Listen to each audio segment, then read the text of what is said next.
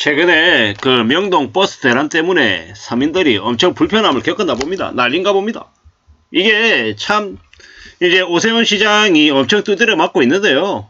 이 편말을 아래에 있던 걸 그냥 위로 했을 뿐인 거고 줄서기 했을 뿐인 건데 뭐 이러냐 이런 얘기도 있고, 실제로 현실에 이제 현실을 이제 일상으로 이제 접하면서 하는 사람들은 장난치냐고, 예전에는 그냥 딱 줄이 서 있는 게 아니고 좀 유동적으로 움직였기 때문에 서 있으면서 뭐 ABC라고 하는 버스가 있다라고 하면 ABC를 골라 탈 수 있었는데, 지금은 A 버스를 타기 위해 줄을 딱 서 있으면 BC를 못 탄다 이거죠.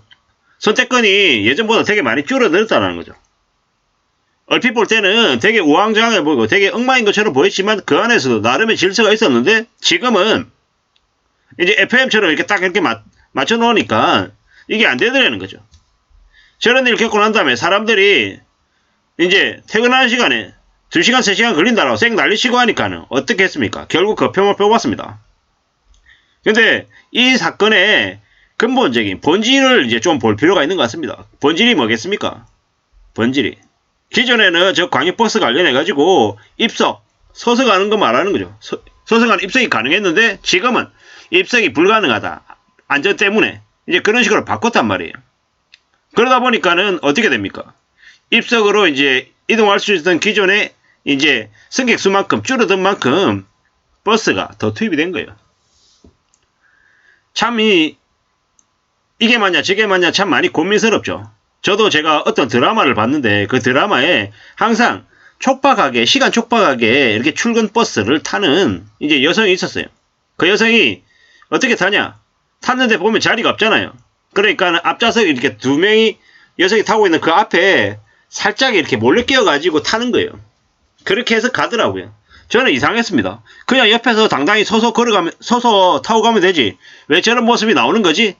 근데 이제 이번 이제 이 버스 대란 사건을 보면서 알게 됐던 거죠. 아, 광역버스는 서서 입석으로 못 가는구나라고요. 저는 이제 광역버스를 안 타고 다니니까 몰랐던 거죠. 이제 참 씁쓸한 겁니다. 저 광역버스 입석이 불가능하다라는 것도 안전을 생각하면 맞는 얘기죠. 근데 또 그 안전을 이제 지키다 보니까 보통의 사람들이, 일반 서민들이 이제 출근하고 퇴근하는 저게 또 쉽지 않아지더라는 겁니다. 참 이게 막 A가 맞고 B는 틀리다 이렇게 딱 명쾌하게 판단하기 좀 어려울 것 같은데 참 고민스러운 것 같습니다. 이제 왜 저러한 일들이 생겼습니까? 이제 서울이 아니라 일기 신도시뿐만 아니라 그 외곽으로 더 멀리 가서 사는 사람들이 많고, 그들은 광역버스를 어쩔 수 없이 이제 탑승을 해야 되는, 이용해야 되는 이제 그런 상황이 이제 몰린 거죠. 이제 참 저런 사항들은 근본적인 이제 문제를 갖고 있는 거다. 그리고 이제 제가 봤을 때는 저 오세훈 시장이라고 하는 이가 너무 좀 저 이제 문제를 좀 소홀하게 좀 쉽게 아마 생각했던 것 아닌가 라는 이제 그런 추정을 해보는 거죠. 뭐 서울시 엄청 이렇게 욕 많이 먹었는데 뭐 저런 것들 관련해 가지고 조금 이제 다각도로 좀 논의가 필요한 것 같습니다. 이제 기둥을 세워서 원래 바닥에 서있던 포도를 올리다 보니까 줄이 형성되고 버스가 거기에만 서다 보니 앞버스가 빠지지 않으면서 밀리는 열차 현상이 발생했다. 평소에 10분 걸리던 게 1시간 걸리고 5분 걸리던 게 30분씩 기다리는 일이 발생했다. 뭐 이러다 보니까 서울시는 이제 줄서기 표지판 운영을 이달까지 유예하고 이제 경기 수원과 용인 방면 등 5개 노선의 정차 위치를 조정하기로 했답니다. 뭐 크고 작은 사고를 겪다 보니까 안전욕구가 높아지고 중요성도 강조가 되었다. 그러다 보니까 이런 새로운 변화 시도를 했다. 뭐 이런 얘기인데 사실 이제 이미 이제 오세훈 시장도 알고 있는 거네요. 한 달 정도 여러 가지 의견들을 들어보겠다. 그리고 그 의견을 통해 가지고 좀 제대로 된 방향으로 개선을 하겠다라고 이미 얘기했기 때문에 어느 정도는 일단락이 되지 않을까라고 생각합니다. 댓글은 뭐라고 얘기하냐? 서민들의 실생활에 대해서 현실적인 부분들을 많이 좀 들여다봐야 된다라는 거죠. 멍청한 꼴통으로 시민들 고생시키는 시장이었다. 퇴근길 혼잡 상황을 점검하려고 나간 거면 평일 퇴근길에 자맹해야지. 본인은 주말에 나가서 저렇게 티내면 되냐? 뭐 이런 이제 혼내는 얘기들도 있고요. 뭐 이제 댓글들이 좀 가혹하긴 하지만 이 댓글들 속에서 그 사람들의 울분, 울컥하는 얘기 속에서 어쩌면 해법이 나올 수 있는 거기 때문에 불편하지만 저런 내용들은 시장은 봐야 될 것 같습니다. 서울시장이라고 하는 자리가 그냥 옆집 아저씨가 아니기 때문에 왜 나한테 저렇게 심하게 욕을 하냐 이런 생각보다는 서울 시민들이 나에게 좀 더 높은 책임과 좀 더 이제 심사숙고하는 결단을 요구하는구나 이렇게 이제 생각하는 게 좋을 것 같습니다.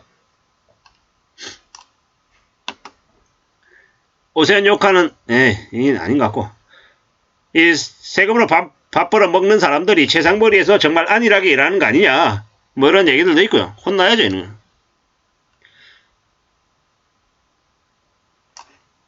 뭐 이래저래 저러한 사항들 관련해가지고 뭐 시뮬레이션 테스트를 직장인들이 해줬다.